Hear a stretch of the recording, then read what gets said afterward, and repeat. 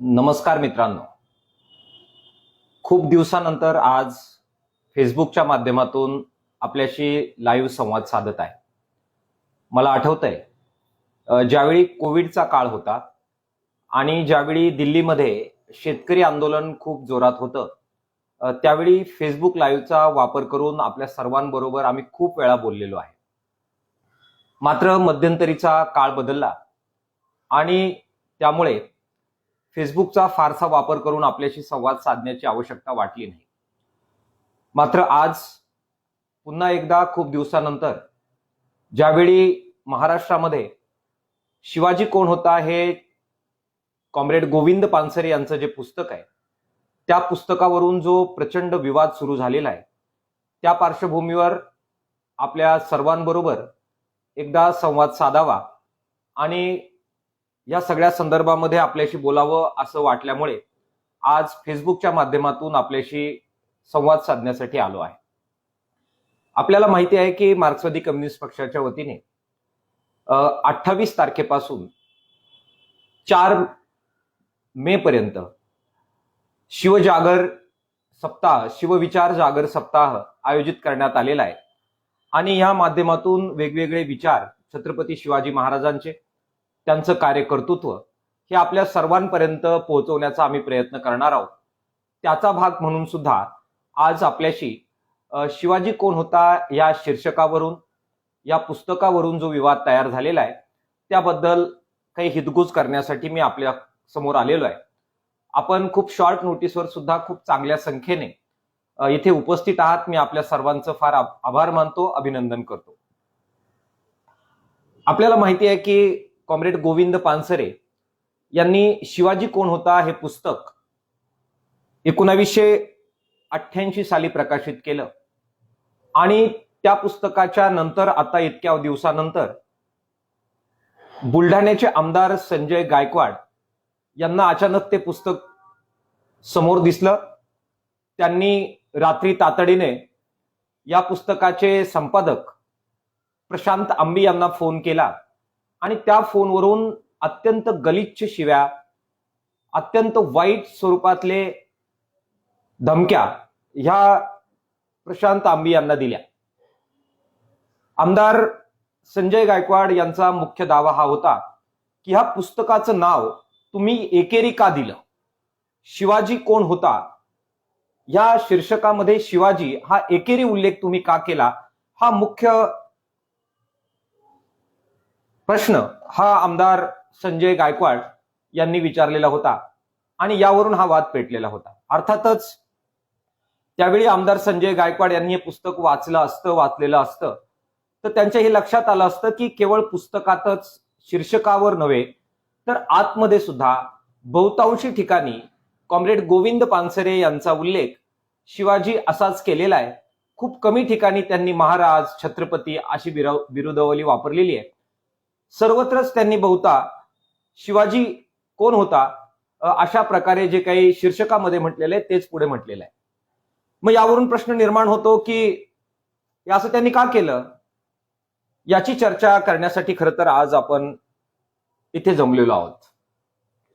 आपल्याला माहिती आहे की शिवाजी कोण होता या पुस्तकामध्ये गोविंद पानसरे यांनी केवळ इतिहासाच्या घटना सांगितलेल्या नाहीत, केवळ सणावळ्या सांगितलेल्या नाहीत. त्यांनी छत्रपती शिवाजी महाराजांच्या जीवनामध्ये जे वेगवेगळे प्रसंग घडले, ज्या भूमिका त्यांनी घेतल्या, ज्या गोष्टी त्यांनी केल्या, त्या गोष्टी अत्यंत थोडक्यात सांगून त्या गोष्टींचं, त्या घटनांचं विश्लेषण करण्याचा प्रयत्न केलेला आहे. इतिहास म्हणजे काय तर केवळ सणावळ्या म्हणजे इतिहास नव्हे. आज ज्याला आपण इतिहास पाहतो ते म्हणजे केवळ घटना सांगणं, घटनांचं रिपोर्टिंग करणं. घटनांचं रिपोर्टिंग म्हणजे केवळ इतिहास नाही, सणावळ्या सांगणं म्हणजे इतिहास नाही, तर त्या घटनांचं विश्लेषण करणं म्हणजे इतिहास, असं जर आपण मान्य करणार असू, हीच जर इतिहासाची खरी व्याख्या असेल तर कॉम्रेड गोविंद पानसरे यांच्या शिवाजी कोण होता ह्या अत्यंत छोट्या खानी पुस्तिकेमध्ये जो इतिहास सांगितलेला आहे तो खऱ्या अर्थानं अशा प्रकारे छत्रपती शिवाजी महाराजांच्या वेगवेगळ्या ज्या जीवनात घटना घडल्या त्याच्या विश्लेषणाचं हे पुस्तक आहे आणि त्यामुळे हे खऱ्या अर्थानं इतिहासाचं पुस्तक आहे असं म्हणायला आपल्याला वाव आहे. या पुस्तकाच्या शीर्षकामध्ये त्यांनी छत्रपती शिवाजी महाराजांचा एकेरी उल्लेख केला. याचा आमदार संजय गायकवाड यांना प्रचंड राग आलेला आहे. केवळ त्यांनाच नव्हे, महाराष्ट्रामध्ये असे सुद्धा खूप लोक आपल्याला भेटतील जे छत्रपती शिवाजी महाराजांवर प्रेम करतात. असे आपल्याला खूप लोक भेटतील की खरं तर कॉम्रेड गोविंद पानसरे यांच्या मांडणीवर सुद्धा त्यांचा फार काही राग नाहीये, किंवा ही चांगली मांडणी असं मांडणारे लोक आहेत. मग ते सुद्धा अगदी विचारतात की मग एवढाच जर फक्त नावावरून विवाद आहे तर काय हरकत आहे, शिवाजी कोण होता याच्याऐवजी छत्रपती शिवाजी महाराज कोण होते असं नामकरण त्यांनी केलं असतं तर काय बिघडलं असतं. याच्यावरून स्पष्ट होतं की कॉम्रेड गोविंद पानसरे यांचं शिवाजी कोण होता हे वरवर एकेरी वाटणारं नाव देण्यामागची भूमिका काय आहे ही लोकांपर्यंत पोहोचलेली नाही आणि ती पोहोचवण्याच्या उद्देशानं आज आपण चर्चा करणार आहोत. छत्रपती शिवाजी महाराजांच्या बद्दल कॉम्रेड गोविंद पानसरेंना प्रचंड आदर होता. हे पुस्तक वाचलं की आपल्या लक्षात येईल किती आदर होता. पुस्तकाच्या वाचनाच्या ओळी ओळीमध्ये त्यांनी छत्रपती शिवाजी महाराजांचे त्यांनी ज्या प्रकारच्या भूमिका घेतल्या, ज्या गोष्टी केल्या, त्याचे प्रचंड कौतुक केलेले आपल्याला दिसते आहे. त्यांची प्रत्येक ओळ, प्रत्येक शब्द पुस्तकातला हा छत्रपती शिवाजी महाराज हे कसे जबरदस्त राजे होते, हे अतुलनीय राजे होते आणि त्यांच्या जीवनामध्ये ते जसे वागले त्या विचाराचं अनुकरण करणं किती आवश्यक आहे हे अत्यंत चिकाटीनं, अत्यंत प्रेमानं, अत्यंत आग्रहानं कॉम्रेड गोविंद पानसरे आपल्याला ह्या पुस्तकामध्ये सांगतात. छत्रपती शिवाजी महाराजांवर प्रेम असल्यामुळेच, त्यांच्या विचारावर प्रेम असल्यामुळेच इतक्या चांगल्या भाषेमध्ये कॉम्रेड गोविंद पानसरे हे लिहू शकलेले आहेत. पुस्तक वाचण्याचा अनुभव अनेक लोकांनी घेतलेला असला तरी कॉम्रेड गोविंद पानसरे यांना ऐकण्याचा ज्यांनी अनुभव घेतलेला आहे ते माझ्याशी सहमत होतील की पुस्तकात त्यांनी जितकं जीव ओतून शिवाजी महाराजांचं कौतुक केलेलं आहे त्याच्या 10 पट ते ज्यावेळी बोलायचे, ज्यावेळी ह्या विषयावर लेक्चर द्यायचे, त्यावेळी त्यांचे जे हावभाव असायचे, ते ज्या प्रकारे छत्रपती शिवाजी महाराजांची स्तुती करायचे, त्यांचे गोडवे गायचे, त्यांच्याबद्दल खूप चांगल्या गोष्टी जनमानसामध्ये रुजवायचे, ते पाहण्याचा आनंद हा अतुलनीय अशा प्रकारचा असायचा. खूप सुंदरपणाने ते मांडायचे. त्यांच्या काही छोट्या छोट्या क्लिप आजही सोशल मीडियावर अवेलेबल आहे. त्या पाहिले की आपल्या असं लक्षात येतं की प्रचंड प्रेम कॉम्रेड गोविंद पानसरे हे छत्रपती शिवाजी महाराजांवर करत असल्याशिवाय इतकं जीव ओतून सुरेख व्याख्यान ते देऊ शकले नसते. त्यांचं छत्रपती शिवाजी महाराजांवर नितांत प्रेम होतं. प्रचंड आदर त्यांना कॉम्रेड गोविंद पानसरेंना छत्रपती शिवाजी महाराजांबद्दल होता. पुस्तकामध्ये छत्रपती शिवाजी महाराजांबद्दल लिहिताना आपल्याला जाणवतं की आईच्या मायेने ज्या प्रकारे आईनं प्रेम करावं, आई आणि लेकराचं जसं नातं असावं, त्या प्रकारचं प्रेम कॉम्रेड गोविंद पानसरे छत्रपती शिवाजी महाराजांवर करत असल्याशिवाय इतकं सुंदर ते लिहू शकलेले नाहीत, इतकं सुंदर ते बोलू शकलेले नाहीत. बापाबद्दल ज्या प्रकारचा आदर असावा त्या आदराच्या भावनेनं बापाला आपण ज्या प्रकारे एकेरी बऱ्याचदा हाक मारतो, आईला हाक मारतो, त्या आई आणि वडिलांच्या भूमिकेतून कॉम्रेड गोविंद पानसरे छत्रपती शिवाजी महाराजांकडे पाहत असल्याचं त्यांच्या पुस्तकात पण आपल्याला जाणवतं. त्याचप्रमाणे त्यांच्या व्याख्यानं ज्या अवेलेबल आहे त्याच्यामध्ये सुद्धा आपल्याला हे जाणवतं. पुस्तकामध्ये कॉम्रेड गोविंद पानसरेंनी आत्माहुतीच्या प्रेरणा नावाचं एक सदर लिहिलेलं आहे. छत्रपती शिवाजी महाराजांवर जीव ओवाळून टाकणारे अनेक मावळे, त्यांचे सगळे समर्थक हे पदोपदी आपल्याला इतिहासामध्ये भेटतात. त्याची काही उदाहरणं कॉम्रेड गोविंद पानसरे यांनी दिलेली आहे. खरं तर ही उदाहरणं तुम्हा आम्हाला सर्वांना इतिहासाच्या पुस्तकामध्ये यापूर्वी वाचायला मिळालेली आहेत. त्या घटना आपल्याला माहिती आहेत. उदाहरणार्थ शिवा नावाचे जे नावी होते ते त्यांचे जवळचे एक प्रकारे सेवक किंवा त्या पद्धतीनं त्यांची काळजी घेणाऱ्यांपैकी होते.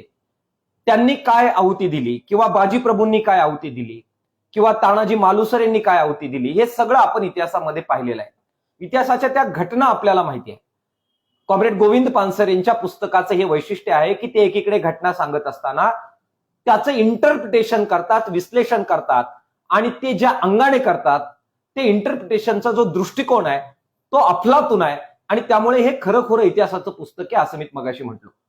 शिवा नाव्याच्या बद्दल पान नंबर 9 वर कॉम्रेड गोविंद पानसरेंनी काय लिहिलंय हे आपण जरा वाचलं पाहिजे.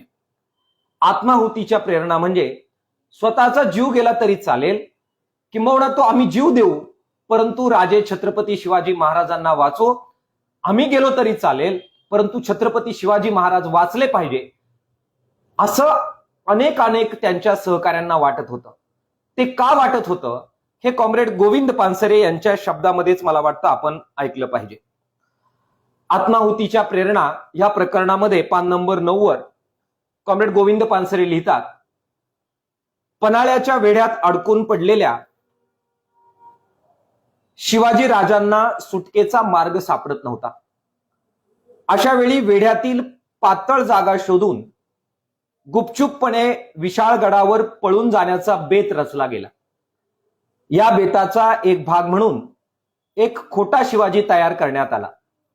पालखीत बसलेला हा शिवाजी शत्रूच्या हातात सापडला.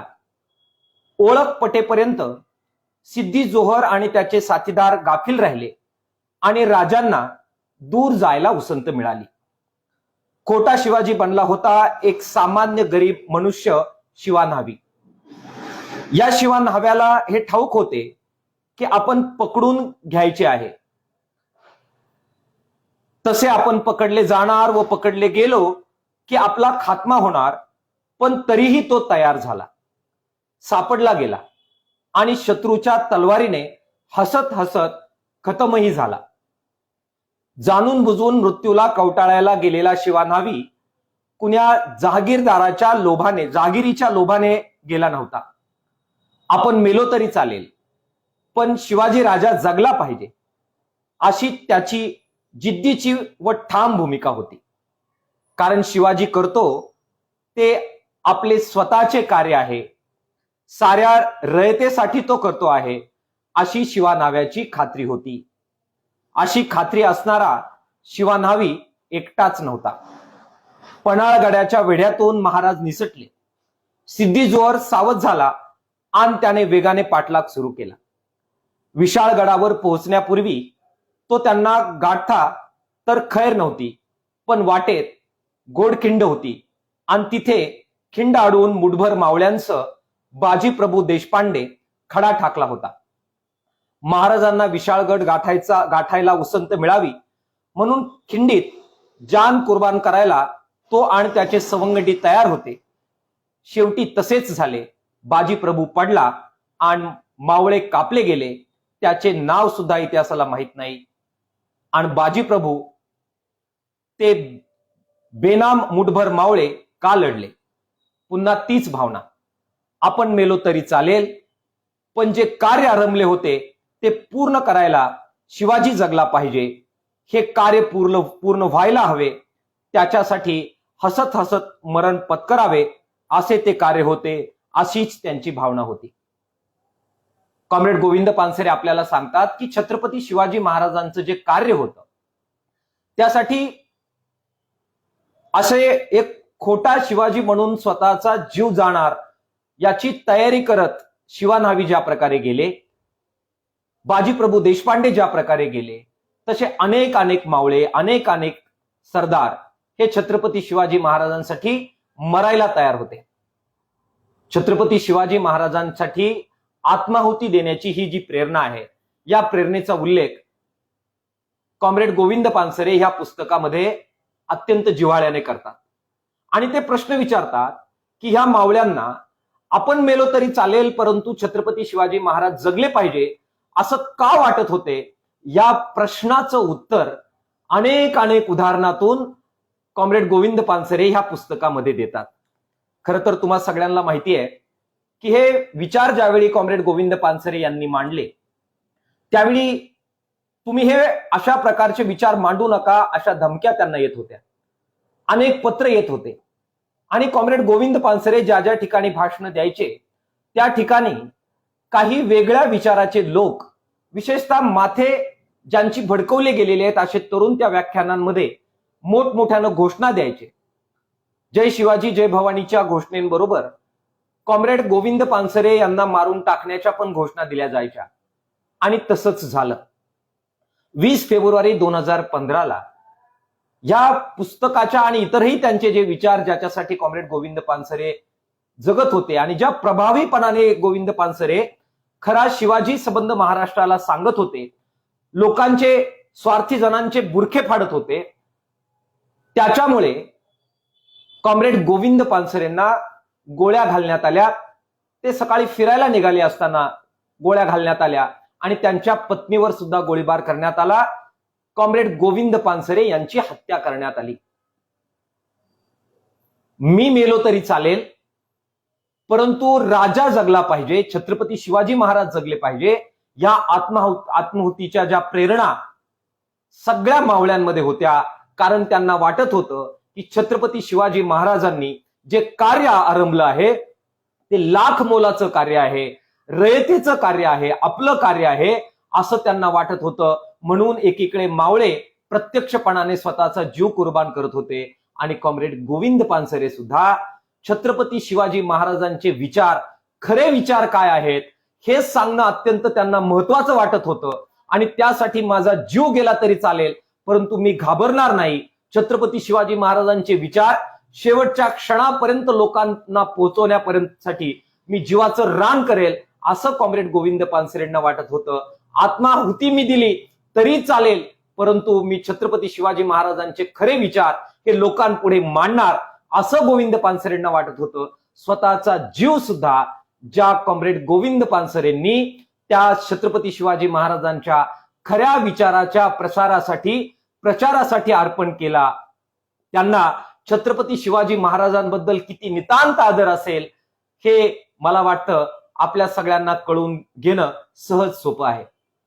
स्वतःचा जीव ज्या कॉम्रेड गोविंद पानसरेंनी छत्रपती शिवाजी महाराजांचे विचार सर्वदूर पोहोचवण्यासाठी अर्पण केला, त्या माणसाला छत्रपती शिवाजी महाराजांबद्दलचा उल्लेख तू एकरी का केला असं विचारणं हे केवळ मूर्खपणाचंच नव्हे तर त्याची कोणतीही तुलना करता येणार नाही अशा प्रकारचं हे वर्तन आहे. खरं तर असा विचार करणाऱ्या लोकांना काही समजून सांगण्यासाठी आजचं फेसबुक लाईव्ह नाहीये. हे फेसबुक लाईव्ह कुणासाठी आहे? हे फेसबुक लाईव्ह जे खरं तर छत्रपती शिवाजी महाराजांवर, त्यांच्या विचारांवर प्रेम करतात आणि कॉम्रेड गोविंद पानसरेंवर सुद्धा प्रेम करतात, त्यांच्या विचारांवर प्रेम करतात, या पुस्तकातल्या अनेक बाबींवर सुद्धा प्रेम करतात, परंतु तरी त्यांच्या मनात कुठेतरी शंका येते की मग नाव बदललं तर काय होईल? शिवाजीऐवजी शिवाजी महाराज म्हटलं तर काय बिघडलं असतं? असा विचार त्यांच्या मनामध्ये येतो. तो विचार ज्यांच्या मनामध्ये येतो त्यांना स्वतःचा प्राण त्यांच्या शिवछत्रपतींच्या विचारासाठी अर्पण करणाऱ्या कॉम्रेड गोविंद पानसरेंना हे नाव अशा प्रकारे देण्यामागे त्यांची काय भूमिका होती हे अशा शिवाजी महाराजांवर खरोखर प्रेम करणाऱ्या, कॉम्रेड गोविंद पानसरेंच्या विचारावर सुद्धा खरोखर प्रेम करणाऱ्या सामान्य लोकांच्यासाठी हा फेसबुक लाईव्हचा सगळा उपद्व्याप आहे. हा आमदार संजय गायकवाड सारख्या माणसांच्या साठीचा हा फेसबुक लाईव्हचा आपला उपक्रम नाही. कॉम्रेड गोविंद पानसरे या पुस्तकामध्ये शिवाजी महाराजांचे गोडवे गाताना थकत नाहीत. त्यांच्या वेगवेगळ्या कृतींचं विश्लेषण करताना ते थकत नाहीत. आत्माहुतीच्या प्रेरणाच्या बद्दल मी जसं बोललो तसंच पान नंबर 17 कॉम्रेड गोविंद पानसरे यांनी महिलांच्या बद्दल छत्रपती शिवाजी महाराजांचा काय दृष्टिकोन होता हे फार सुंदरपणाने सांगितलेलं आहे. मी हे जरा वाचून दाखवण्याचा मोह मला टाळता येत नाहीये. कॉम्रेड गोविंद पानसरे लिहितात, शिवचरित्रातील काही बाबी अगदी निर्विवाद आहेत, कुणाच्या मनात त्या संबंधी शंका नाही, परंतु या बाबींचे महत्व सर्वांनीच नीट ध्यानात घेतले आहे असे म्हणवत नाही. स्त्रियांच्या अब्रूसंबंधीचा छत्रपती शिवाजी महाराजांचा दृष्टिकोन ही अशीच एक बाब आहे. छत्रपती शिवाजी महाराजांच्या काळी सरंजामदारीच्या एकूण काळात स्त्रियांच्या अब्रूला, विशेषतः गोरगरिबांच्या स्त्रियांच्या अब्रूला किंमत नव्हती.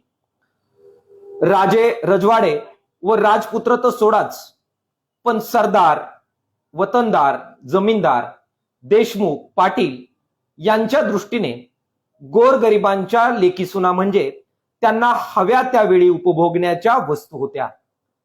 दिवसाढवळ्या त्यांची अब्रू लुटली जात होती आणि त्याविरुद्ध कोणाकडे दाद मागता येत नव्हती. ज्यांच्याकडे दाद मागायची तेच अब्रू लुटत होते. अब्रू लुटणाऱ्यांना मान मर्तब आणि पदव्या देत होते. अशा काळात शिवाजीचा हा संबंध दृष्टिकोन मूलतः वेगळा होता. रांजाच्या पाटलाची गोष्ट प्रसिद्ध आहे. गावच्या वतनदार पाटलाने गरीब शेतकऱ्याच्या तरण्या ताटण्या पोलीला दिवसा ढवळ्या सर्वांसमक्ष उचलून नेली आणि भोगली. माती झालेल्या जिन्यापेक्षा मरण बरं म्हणून पोरीनं जीव दिला. सारा गाव हळहळला, पण मुकाच राहिला. शिवाजीच्या कानी ही गोष्ट आली. पाटलाच्या मुसक्या बांधून पुण्याला आणले गेले आणि हातपाय तोडायची शिक्षा झाली. नुसतीच झाली नाही तर अंमलात आणली आणि साऱ्या मावळखोऱ्यात आश्चर्य पसरले. गरीब रयतेच्या पोरीची आबरू घेतली म्हणून वतनदार पाटलाला जबर शिक्षा झाल्याचे पाहून रयत शिवाजीवर फिदा झाली आणि रयतेच्या आबरू रक्षणासाठी शिवाजी कार्य करीत असेल तर त्या कार्यासाठी मरायला तयार झाली. ज्याच्या पाठबळावर राज्य करायचं अशा वतनदाराची सुद्धा गय न करायला न्यायाची एक जबर निष्ठा लागते. शिवाजीपाशी ती होती म्हणून रयत शिवकार्यात सहभागी होती. का तयार झाली रयत? छत्रपती शिवाजी महाराजांना वाचवलं पाहिजे आणि आपला जीव गेला तरी चालेल, परंतु हे स्वराज्य टिकलं पाहिजे याच्यासाठी. आजकालचे राज्यकर्ते आपण काय पाहतो? बलात्कारी असणाऱ्या आपल्या कार्यकर्त्यांना, आपल्या नेत्यांना वाचवण्यासाठी, 4-2 आमदारकीच्या पाठिंब्यासाठी, आपल्या टिचभर असणाऱ्या सत्तेसाठी माय मावल्यांच्या वर झालेल्या अत्याचाराला, बलात्काराला विसरून जाणारे लोक आज सत्तेवर बसलेले आपण पाहत असताना दुसऱ्या बाजूला हे अशा प्रकारे स्वतःच्या वतनदाराची सुद्धा गय न करणारे छत्रपती शिवाजी महाराज होते. अशा प्रकारचा संदर्भ कॉम्रेड गोविंद पानसरे त्यांच्या पुस्तकात लिहितात. किती प्रचंड प्रेम कॉम्रेड गोविंद पानसरेंना या विचाराबद्दल आहे, त्या छत्रपती शिवाजी महाराजांबद्दल आहे, हे सांगणाऱ्या अनेक गोष्टी आपल्याला ह्या सगळ्या याच्यामध्ये पदोपदी या पुस्तकामध्ये दिसतात. रयतेला सैन्याचा त्रास नको या संदर्भामध्ये छत्रपती शिवाजी महाराज कशी काळजी घेत होते याच्याबद्दलचा संदर्भ हा तुम्ही मुळातून वाचला पाहिजे. मुघलांचं सैन्य, परकीयांचं सैन्य जे यायचं आणि नासधूस पिकांची करायची, उभ्या पिकातून सैन्य घालायचे आणि दुष्काळ असायचा, कोरडवाहू शेती असायची, हातातोंडाशी आलेलं संबंध शेत हे सैन्य उद्ध्वस्त करायचं, अन्नधान्याची लुटमार करायचं, लेकीबाळींना उचलून न्यायचं. अशा वेळी दुसऱ्या बाजूला छत्रपतींचं सैन्य कसं असावं याची तंबी छत्रपती देतात, सैन्याला शिस्त लावतात आणि शेतकऱ्याच्या, रयतेच्या शेतामधून जनावरं घालू नका, सैन्य घालू नका म्हणून तंबी देतात. त्यांच्या चाऱ्याच्या देठाला सुद्धा हात लावू नका, ते विकत घ्या, अशा प्रकारचा शिरस्ता पाळतात. तेव्हा एकीकडे ही नासधूस करणारं इतरांचं सैन्य आणि रयतेच्या मालमत्तेची काळजी घेणारं शिवबाचं सैन्य ज्यावेळी रयत पाहत असेल त्यावेळी शिवबाचं, छत्रपती शिवाजी महाराजांचं सैन्य, त्यांचं राज्य हे लोकांना स्वाभाविकरित्या आपलं वाटल्याशिवाय राहत नसणार. छत्रपती वाचावेत, टिकावेत, बहरावेत, त्यांचं राज्य टिकावं, बहरावं असं जनतेला का वाटत होतं हे यातून आपल्याला दिसतं.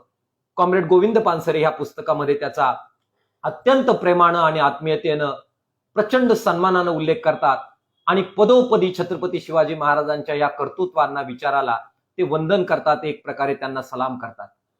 शिवाजी महाराजांचं नाव एकेरी घेतलं, त्याचं उत्तर आपण नक्की देऊ, ते का घेतात.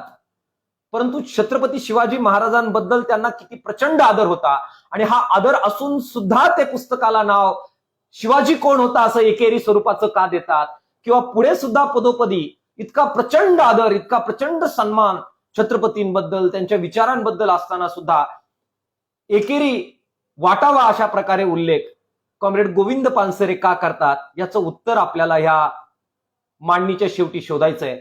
आणि त्यामुळे मला ही पूर्व मांडणी करण्याचं मला भाग पडलं की कॉम्रेड गोविंद पानसरे किती प्रेम छत्रपतींवर करत होते आणि तरी सुद्धा ते त्यांचा एकेरी उल्लेख का करत होते, या प्रश्नाच्या उत्तराकडे मला आपल्या सगळ्यांना घेऊन जायचं आहे. छत्रपती शिवाजी महाराज यांचा उल्लेख केवळ नावामध्ये कॉम्रेड गोविंद पानसरेंनी एकेरी केलेला नाही, तर पुढे सुद्धा अनेकदा ते हा उल्लेख एकेरी करतात. आपण आईला ज्या मायेनं एकेरीनं हाक मारतो आणि ते मारताना जे प्रेम, जे ममत्व आपल्याला जाणवतं, आपल्या वडिलांना आता आपण आवजावं करतो हे खरं आहे, परंतु आमच्या ग्रामीण भागामध्ये बाबा म्हणण्याची प्रक्रिया असायची.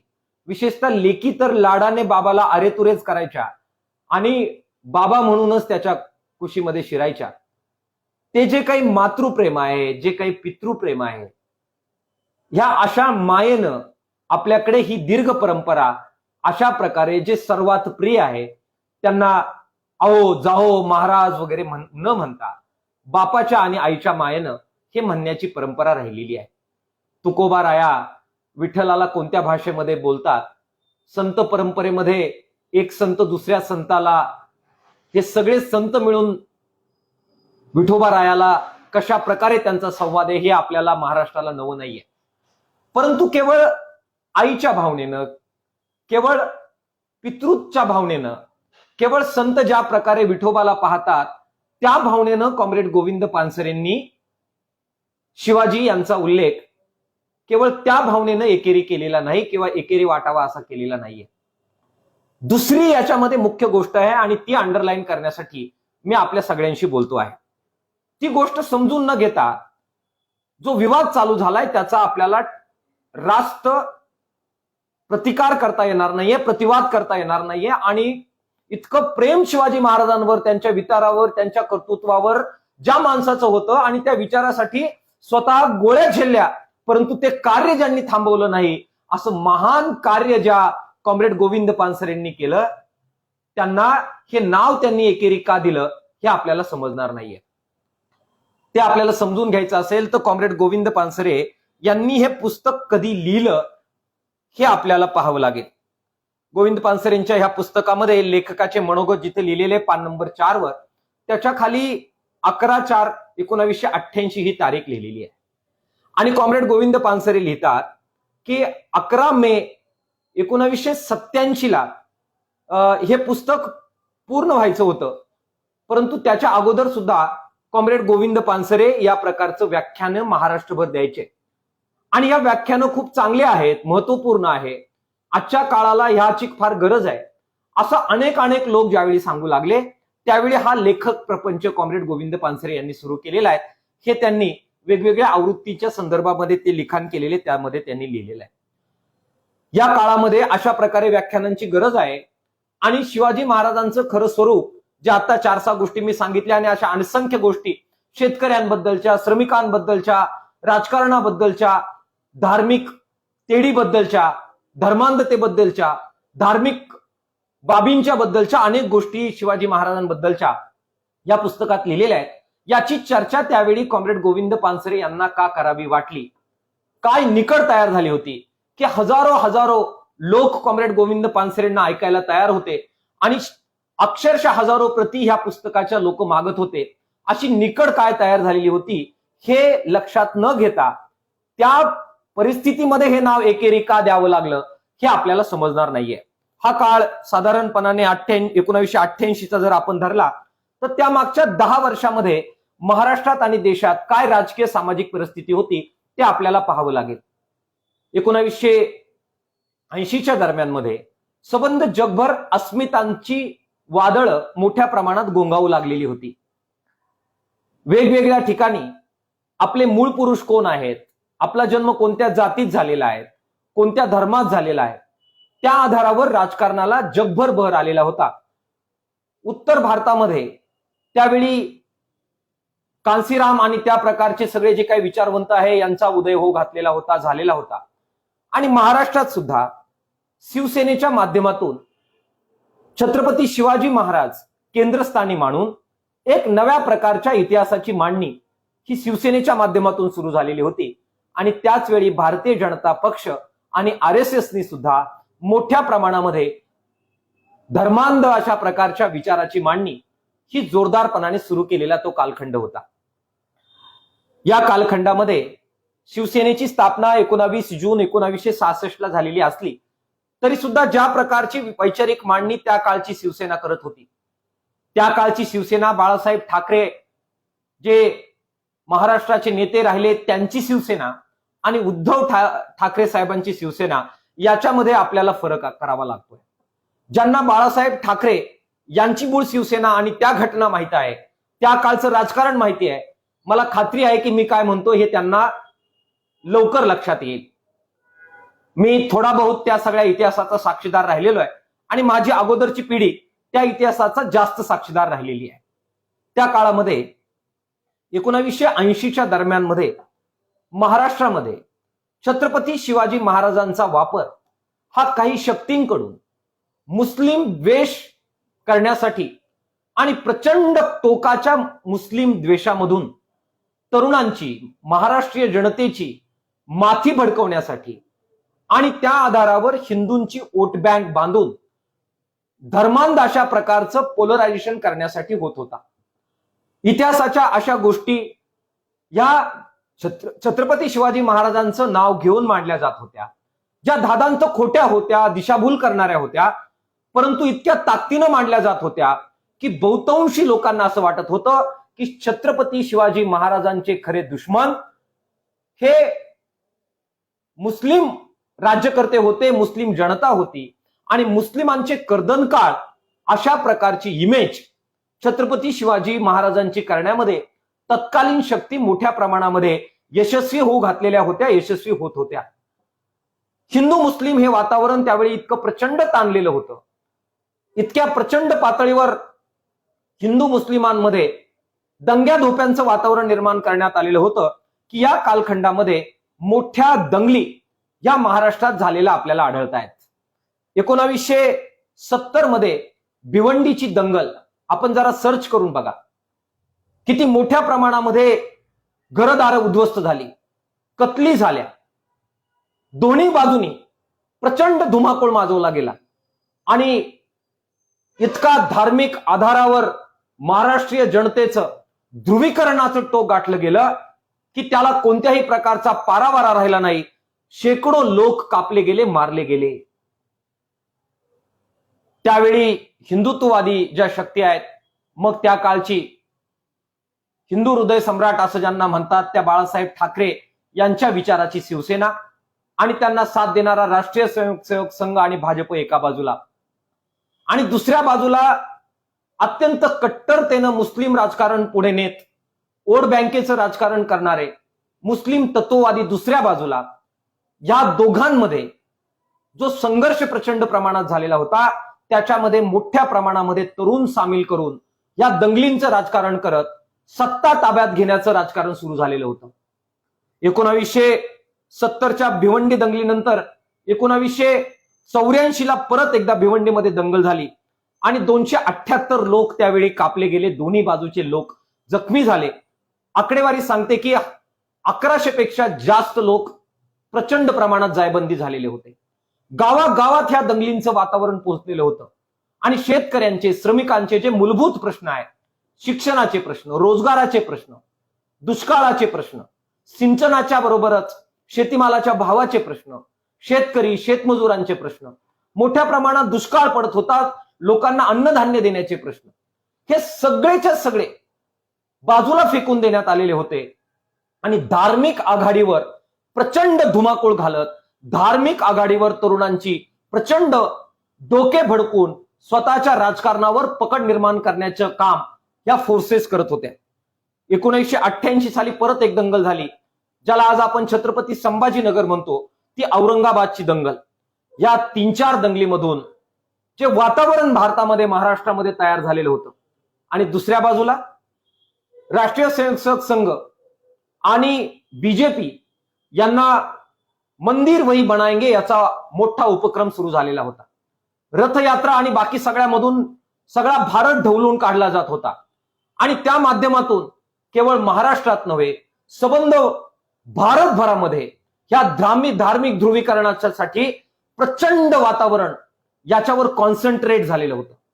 या सगळ्या परिस्थितीमध्ये छत्रपती शिवाजी महाराजांचा दुरुपयोग एक प्रकारे ते मुस्लिम द्वेष्टे आहेत, मुस्लिमांचे कर्दनकाळ आहे, ते हिंदू प्रतिपालक आहेत, ते गो ब्राह्मण प्रतिपालक आहेत, अशा प्रकारची मांडणी करून जे ते कधीही नव्हते अशा प्रकारे जातीमधला द्वेष वाढवण्यासाठी, धार्मिक द्वेष वाढवण्यासाठी छत्रपती शिवाजी महाराजांचा उपयोग केला जात होता.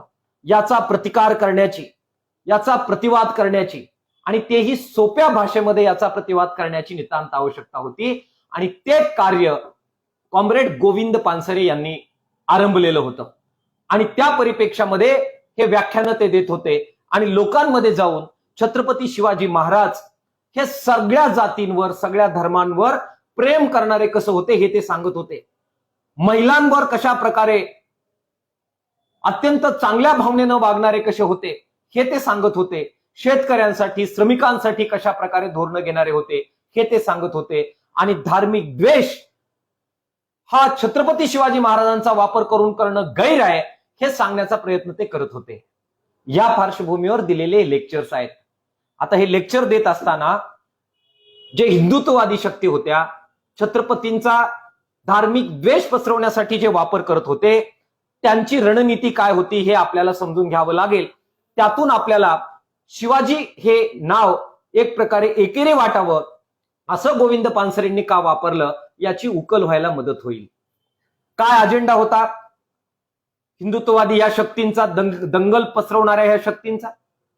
त्यांचा अजेंडा हा होता की कोणत्याही परिस्थितीमध्ये छत्रपतींबद्दल दोन गोष्टी करायच्या. नंबर एक, त्यांना केवळ हिंदू धर्माचा राजा होता असं सीमित करायचं आणि मुस्लिमांच्या विरोधामध्ये द्वेषाचं जे राजकारण आहे त्यातून हिंदूंची वोट बँक जी एकत्र करून सत्ता मिळवायची आहे त्याच्यासाठी छत्रपती शिवाजी महाराजांचा वापर किंवा गैरवापर करायचा. याचा प्रतिकार करणं, याचा प्रतिवाद करणं हे काम विचार करणाऱ्या माणसांच्या समोर होतं. या पुस्तकातून कॉम्रेड गोविंद पानसरेंनी ते काम पुढे नेलं. जबरदस्त काम होतं, धडकी भरवणारं काम होतं, अत्यंत बेमिसाल अशा प्रकारचा युक्तिवाद करणारं हे काम होतं. आणि म्हणून त्यांच्या व्याख्यानाला गर्दी जमत होती, त्यांच्या पुस्तकांच्या प्रचंड खप होत होता, मागणी वाढत होती. आणि ज्यांना छत्रपती शिवाजी महाराजांना एक प्रकारे चुकीच्या पद्धतीने वापरायचं होतं त्यांना कॉम्रेड गोविंद पानसरे हे नंबर 1 चे दुश्मन वाटू लागलेले होते. अशा परिस्थितीमध्ये दुसरा एक कावा, एकीकडे हिंदू राजा म्हणून आणि मुस्लिमांचा कर्दनकाळ म्हणून ज्या प्रकारे चुकीच्या पद्धतीनं छत्रपती शिवाजी महाराजांना प्रोजेक्ट करण्याचं काम होत होतं, त्याच प्रकारे दुसरं काम होत होतं ते म्हणजे महाराजांचं दैवित्वीकरण करण्याचं काम सुद्धा या लोकांकडून मोठ्या प्रमाणामध्ये होत होतं. या जातीवादी, धर्मांधवादी अशा लोकांकडून ते होत होतं. त्यामुळे ते फार नियोजनबद्ध पद्धतीने छत्रपती शिवाजी महाराज हे माणूस नव्हतेच, ते तर देवाचा अवतार होते असं अत्यंत चिकाटीनं गावाखेड्यामध्ये मांडू पाहत होते आणि तशा प्रकारची मांडणी करू पाहत होते. एकदा का एखाद्या कर्तृत्ववान माणसाला त्यांच्या विचाराचा प्रतिकार करून संपवता आलं नाही की मग त्याचं दैवीकरण करायचं, त्याला देव्हाऱ्यात बसवायचं, त्याला पुतळ्यात बसवायचं आणि त्या इमेजला वापरायचं, त्याच्या नावाला वापरायचं, त्याला देव करायचं, त्याला देव्हाऱ्यात बसून त्याची पूजा आणि अर्चा आणि आरती करायची आणि त्याच्या विचाराचा मात्र खून करायचा. हे जुन्या काळापासून या देशामध्ये आणि भारतामध्ये आणि महाराष्ट्रामध्ये चालत आलेलं आहे. छत्रपती शिवाजी महाराजांच्या बद्दल सुद्धा हाच प्रयत्न नेटाने सुरू झालेला होता आणि ते कुळवाडी भूषण, रयतेचे राजे अशा प्रकारचे नव्हते, तर ते गो ब्राह्मण प्रतिपालक होते. अशा प्रकारची मांडणी करून त्यांचं दैवित्वीकरण करण्याचे प्रयत्न मोठ्या प्रमाणात सुरू झालेले होते. कॉम्रेड गोविंद पानसरेंना याचा प्रतिवाद करणं अत्यंत आवश्यक वाटत होतं. त्यांनी या बाबतीमध्ये खूप सुंदर मांडणी 54व्या पानावर केलेली आहे.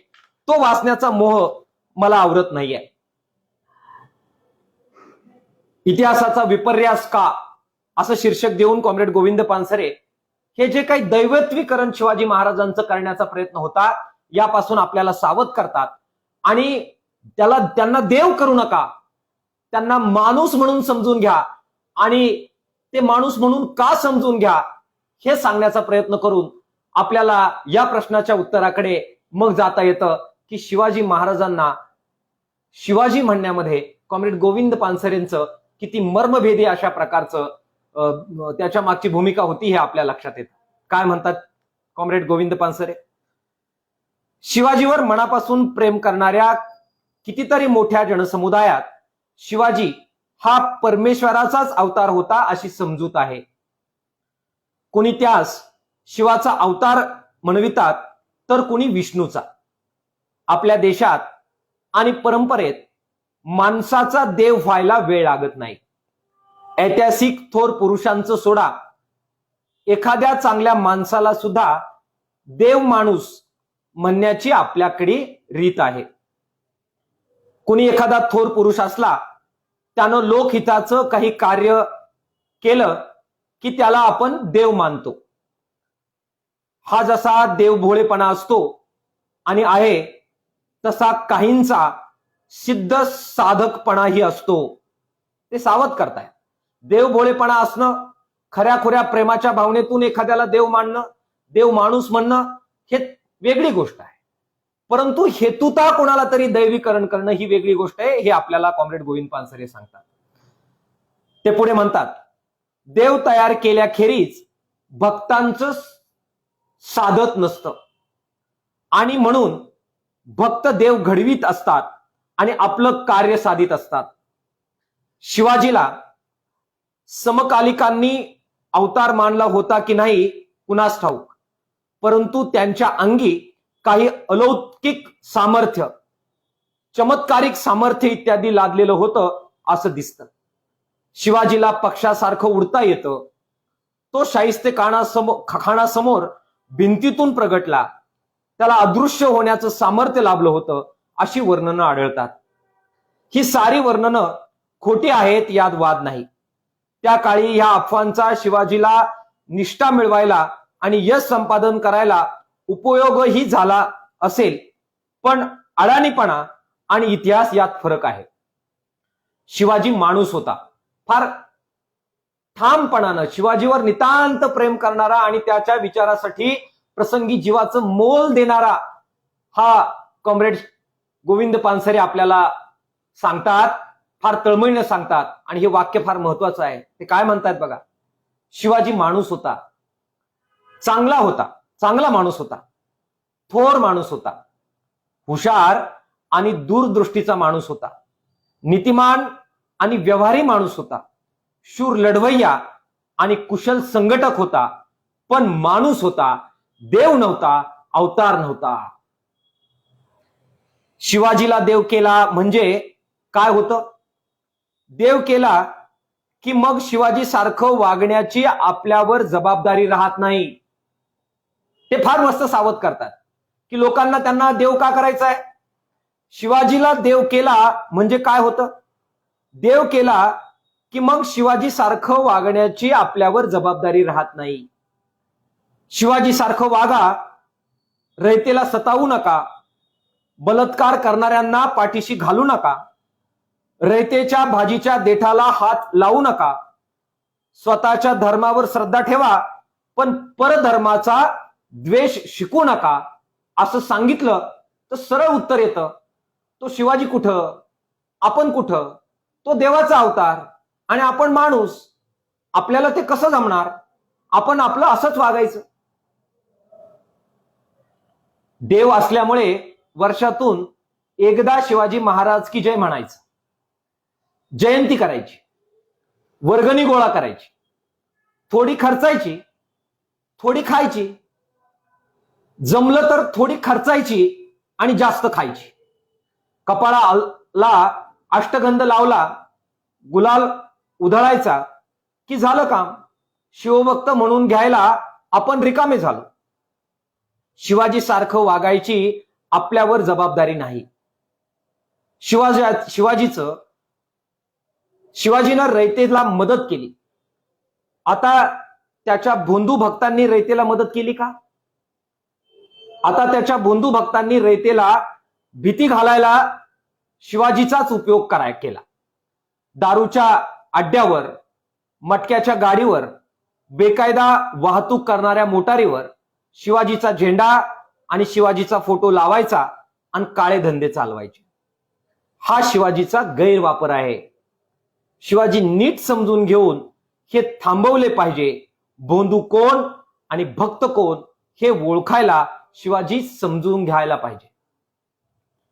या संपूर्ण पॅरेग्राफमध्ये कॉम्रेड गोविंद पानसरे आपल्याला समजून सांगू पाहतात की छत्रपती शिवाजी महाराजांना देव करून टाकून त्यांना देवाऱ्यात कैद करायचं आहे, त्यांना पुतळ्यात कैद करायचं आहे, त्यांच्या आरत्या एकीकडे करायच्या. त्याच्यासाठी शक्य झालं तर ते मंदिरे पण उभारतील आणि काही ठिकाणी तशी मंदिरे उभारण्याची सुरुवात झालेली आम्ही पाहिलेली आहे. मंदिरे उभारले की छत्रपती शिवाजी महाराजांची पूजा करण्यासाठी ते पुजारी सुद्धा नेमतील. मग त्याचे समोर होम हवन सुद्धा घडून आणते. तो देवाचाच परमात्म्याचा अवतार होता असं सांगून त्याच्यासारखं आपण वागू शकत नाही हे लोकांना समजून सांगू पाहते. आणि एवढंच करून ते थांबणार नाही तर उद्या इतर दैवतांच्या, विशेषतः ग्रामदैवतांच्या जे आदर्श होते, चांगली माणसं होते, त्यांच्या जसा यात्रा भरवल्या तशा यात्रा सुद्धा शिवाजी महाराजांच्या भरवल्याशिवाय राहणार नाहीत. ही काळजी गोविंद पानसरेंना वाटत होती आणि म्हणून गोविंद पानसरे प्राणपणाने प्रयत्न करत होते की छत्रपती शिवाजी महाराज जे प्रचंड आदरणीय आहेत, प्रचंड सन्माननीय आहेत, त्यांच्याबद्दल किती आदर ओवाळून टाकावा. स्वतःच्या आईबद्दल, वडिलांबद्दल जितका आदर आहे त्याच्यापेक्षा सुद्धा जास्त आदर छत्रपतींबद्दल व्यक्त करावा असं त्यांचं कर्तृत्व होतं. हे अत्यंत जीव काढून कॉम्रेड गोविंद पानसरे आपल्याला सांगतात. मात्र असा माणूस जो काळजात जतन करावा, तो आपला वाटावा, तो आपल्याला दूरचा वाटू नये, देवाऱ्यात कैद केलेला त्याच्यासारखा आपल्याला वागताच येणार नाही अशी भावना आपल्यामध्ये तयार होऊ नये आणि आपण छत्रपती शिवाजी महाराजांसारखं वागण्याचा प्रयत्न करू पाहावा. अशा पातळीवर छत्रपती शिवाजी महाराजांचे आणि रयतेचे तुमचे आमचे संबंध असावे अशा भावनेनं कॉम्रेड गोविंद पानसरे या पुस्तकामध्ये छत्रपती शिवाजी महाराजांचं दैवत्वीकरण होणार नाही. त्यांना फार मोठमोठ्या बिरावल्या लावून ते फार लांबचे होते, आपल्याला त्यापासून फार जवळ त्यांच्या जाता येणार नाही. हा अडसर छत्रपती शिवाजी महाराजांच्या पासून बद्दल आपल्यामध्ये, तुमच्या आमच्यामध्ये निर्माण होणार नाही यासाठी हेतुता ठाई ठाई अत्यंत आपुलकीनं कॉम्रेड गोविंद पानसरे शिवाजी महाराजांना आपले मानतात, शिवाजी मानतात. खर तर शिवाच्या पुढे जो जी लावलेला आहे, शिवाजी हा जी अत्यंत आदरणीय अशा प्रकारचा विरोधावली आहे. मात्र असा आदर व्यक्त करता असताना आपल्यात अंतर पडू नये याची काळजी छत्रपती शिवाजी महाराज घेतात. आता ही गोष्ट आम्ही तर देव करायला निघालो होतो, त्यांची मंदिरं बांधायला निघालेलो होतो, त्यांच्या आरत्या आम्ही तयार केलेल्या होत्या, अनेक ठिकाणी आम्ही त्या करायला सुरुवात केलेली होती. आणि हा कोण कॉम्रेड येतो आणि म्हणतो की तुम्ही त्याला देव मानू नका, माणूस माना आणि त्याच्यासारखं वागण्याचा प्रयत्न करा. आम्हाला तसं वागायचं नाहीये. आम्हाला वाटेल तसा त्याचा वापर करायचा आहे, दंगली घडवण्यासाठी वापरायचा आहे. लेकी बाळींच्या इज्जती आम्ही घेणार, आम्ही वाटेल तसे वागणार, आम्ही वाटेल तसा धुडकूस घालणार आणि वरून आमचं राजकारण पण टिकलं पाहिजे याच्यासाठी मात्र आम्ही छत्रपतींचा वापर करणार. हे आमचं सगळं बिंग तो फाडू पाहतो, हे बिलकुल चालणार नाही असं ज्यांना ज्यांना वाटत होतं त्यांना त्यांना कॉम्रेड गोविंद पानसरे हे एक नंबरचे दुश्मन वाटू लागलेले होते. आजही त्यांना ते एक नंबरचे दुश्मन वाटतायत. किती दुश्मन वाटत होते तर गोळ्या घालून सुद्धा कॉम्रेड गोविंद पानसरेंची भीती आणि त्यांच्या विचाराची भीती ही गेलेली नाहीये. हे काल परवाच्या घटनेवरून आपल्या सगळ्यांना जाणवतंय आणि आपल्या लक्षामध्ये येतंय. या सगळ्या पार्श्वभूमीवर एकीकडे हिंदुत्ववाद्यांचं हे चालू असताना मग काही प्रमाणामध्ये मराठा संघटना, संभाजी ब्रिगेड, त्यांच्या अनेक विचारवंत, त्यांच्या काही विचारांबद्दल आपले मतभेद आहेत, परंतु त्यांनी मोठ्या प्रमाणामध्ये युक्तिवाद या काळामध्ये केलेला आपल्याला दिसतो आणि त्यातून छत्रपती शिवाजी महाराज हे आमच्या कलेजाचा तुकडा आहे, त्यांना देवाऱ्यात नाही, आमच्या विचारात आम्ही बसवलं पाहिजे, कृतीत आम्ही बसवलं पाहिजे, याचा आग्रह अनेक छत्रपतींचे वेगळ्या पद्धतीनं मांडणी करणारे ह्या ज्या सगळ्या फोर्सेस आल्या त्यांनी केलेला आपल्याला दिसतंय आणि हा वैचारिक प्रतिवाद काही प्रमाणात त्यांच्या माध्यमातून झाला. 2-3 फोर्सेस दिसतात. एक डाव्या फोर्सेस आहेत. कॉम्रेड शरद पाटील यांनी छत्रपती शिवाजी महाराजांबद्दल प्रचंड लिखाण केलेलं आहे. त्याच्याबद्दल आपण वाचलं पाहिजे, त्याच्याबद्दल आपण अभ्यास केला पाहिजे आणि त्यांचा सुद्धा दृष्टिकोन समजून घेतला पाहिजे. त्याच्या फार पूर्वी आदरणीय महात्मा फुलेंनी छत्रपती शिवाजी महाराजांबद्दलची मांडणी केलेली आहे. तो दृष्टिकोन आपण समजून घेतला पाहिजे. अण्णाभाऊ साठे यांचा छत्रपती शिवाजी महाराजांचा पोवाडा आपण मुळातून समजून घेतला पाहिजे. आणि हे जे काही प्रचंड पर्यायी मांडणी छत्रपती शिवाजी महाराजांच्या बद्दल आहे, जी महात्मा फुलेंनी केली, जी डाव्या विचारवंतांनी केली, जी अण्णाभाऊ साठेंनी केली, जी गोविंद पानसरे करू पाहत होते, शरद पाटील करू पाहत होते, जी काही प्रमाणामध्ये वेगळ्या अँगलने का होईना संभाजी ब्रिगेड आणि वेगवेगळ्या मराठा संघटना, मराठा विचारवंत, साळुंके सारखे विचारवंत करू पाहत होते, ती सगळी मांडणी ही काही लोकांच्या डोक्यामध्ये, डोळ्यामध्ये प्रचंड खुपत होती. त्यांचा प्रतिकार जो होता त्यापुढे ते निरुत्तर होऊ पाहत होते आणि त्यामुळे कोणत्याही परिस्थितीमध्ये ऍट एनी कॉस्ट त्यांना छत्रपती शिवाजी महाराजांना देवाऱ्यात बसवायचं होतं, त्यांच्या आरत्या ओवाळून मोकळं व्हायचं होतं आणि मग वाटेल तसा शिवाजी महाराजांच्या संबंध कार्यकर्तृत्वाचा एकीकडे खून करत, त्यांच्या विचारांचा खून करत शिवाजी महाराजांना त्यांच्या नापाक अशा प्रकारच्या, धर्मांध अशा प्रकारच्या राजकीय कारणासाठी या प्रचंड उत्तुंग अशा माणसाला, प्रचंड अशा उत्तुंग अशा आमच्या काळजाचा तुकडा असणाऱ्या शिवाजी महाराजांना वापरायचं होतं आणि ते खटकत होतं. म्हणून गोविंद पानसरे खटकत होते. त्यांचा काटा त्यांना काढायचा होता आणि आता ह्या पुस्तकाचा काटा सुद्धा त्यांना काढायचा आहे आणि त्यासाठी हा विवाद भडकवला जातो आहे. मित्रांनो, आपल्याला महापुरुषांना आपल्या कलेजामध्ये ठेवायचं आहे, आपल्या मेंदूमध्ये ठेवायचं आहे, आपल्या विचारांमध्ये ठेवायचं आहे आणि आपल्या कृतीमध्ये ठेवायचं आहे. त्याच्यासारखं वागायचं आहे. हे खरं कार्य आहे ज्याच्यासाठी मी आता ज्यांची नावं घेतली यांनी काम केलेलं आहे. आपण त्यांचे वारसदार आहोत. ते कोणाचे वारसदार आहेत? बळीला पाताळात घालणाऱ्या विचाराचे ते वारसदार आहेत. त्यांना बळीचे विचार नको आहेत, वामनाचे विचार त्यांना हवे आहेत. ते कोणाचे समर्थक आहेत? ज्यांना महापुरुषांचा वापर, मग महापुरुष ते बाबासाहेब आंबेडकर असतील, महापुरुष ते महात्मा फुले असतील, महापुरुष ते छत्रपती शाहू महाराज असतील, महापुरुष जे बिरसा मुंडा असतील, महापुरुष जे राघोजी भांगरे असतील, आपल्या सगळ्या ह्या महापुरुषांना त्यांचे फोटो त्यांना हवेत. त्या फोटोंना आणि त्यांच्या कलाकृतींना त्यांना देवाऱ्यात ठेवायचं आहे, मात्र कृतीमध्ये ठेवायचं नाहीये. पुतळ्यात ठेवायचं आहे, मात्र कृतीमध्ये आणि विचारात त्यांना ठेवायचं नाहीये. कारण त्यांना विचारात ठेवणं, त्यांना कृतीत ठेवणं हे या अशा धर्मांध अशा प्रकारच्या, जातीयवादी अशा प्रकारच्या, ब्राह्मण्यवादी अशा प्रकारच्या राजकारणाचा खात्मा करणारी गोष्ट आहे. त्यांना ती नको आहे. त्यांना त्याचा वापर धर्मांध, ब्राह्मण्यवादी राजकारण पुढे नेण्यासाठी या महापुरुषांच्या पुतळ्यांचा, त्यांच्या नावाचा वापर करायचा आहे. आपल्याला तो होऊन द्यायचा नाहीये. आणि म्हणून मित्रांनो, छत्रपती शिवाजी महाराजांच्या आरत्या करणं नव्हे, त्यांचे विचार जागवणं हे आपलं कार्य आहे.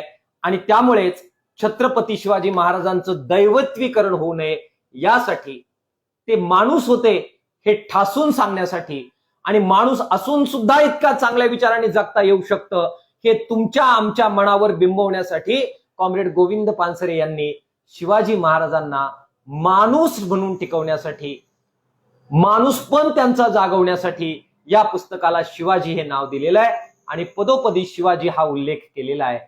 हे आपण समजून घेऊया. ही भूमिका समजून घेऊया. मातेच्या आणि पित्याच्या प्रेमाने शिवाजींना आपलं मानूया, त्यांच्या विचारांना आपलं मानूया आणि कृतीत ते उतरवण्यासाठी प्राणपणाने लढूया. आणि शिवाजी महाराजांचा आणि इतरही सगळ्या महापुरुषांचा वापर स्वतःच्या धर्मांध राजकारणासाठी, जातीय राजकारणासाठी जे करू पाहतायत त्यांचा वैचारिक स्वरूपाचा प्रतिवाद करूया. हे आपलं कार्य आहे. विचारांचं उत्तर विचारानं देऊया, हे आपलं उत्तर आहे. मित्रांनो, हे कार्य करण्यासाठी आपण सज्ज होऊया. भूमिका स्पष्ट करण्यासाठी मी आज लाईव्ह आलो. खूप चांगल्या संख्येनं आपण माझे हे विचार ऐकले. मी आपल्याला खूप खूप धन्यवाद देतो. छत्रपती शिवाजी महाराजांना पुन्हा एकदा अत्यंत मनपूर्वक त्यांच्या विचारांना अभिवादन करतो आणि आपण सगळेजण त्यांचा विचार हा पुढे घेऊन जाण्यासाठी प्राणपणाने काम करा. हे पुस्तक विकत घ्या, हे पुस्तक वाटा, गावागावात ते घेऊन जा, याचं वाचन करा, मनन करा, चिंतन करा, याच्यावर चर्चासत्र आयोजित करा. आणि केवळ हेच नव्हे, बाबासाहेब आंबेडकरांच्या विचारांची पुस्तकं, महात्मा फुलेंच्या विचारांची पुस्तकं, इतरही सर्वच महापुरुषांच्या विचारांची पुस्तकं ती वाचा. पुस्तक आपले मित्र बनवा, चर्चा करा, स्वतःच्या खांद्यावर स्वतःचं डोकं आहे याचं भान ठेवून काम करा. हे आवाहन परत एकदा करतो आणि आपल्या सगळ्यांप्रती पुन्हा एकदा धन्यवाद व्यक्त करून आजचा लाईव्हचा कार्यक्रम संपवतो. धन्यवाद. इन्क्लाब जिंदाबाद. छत्रपती शिवाजी महाराज की जय.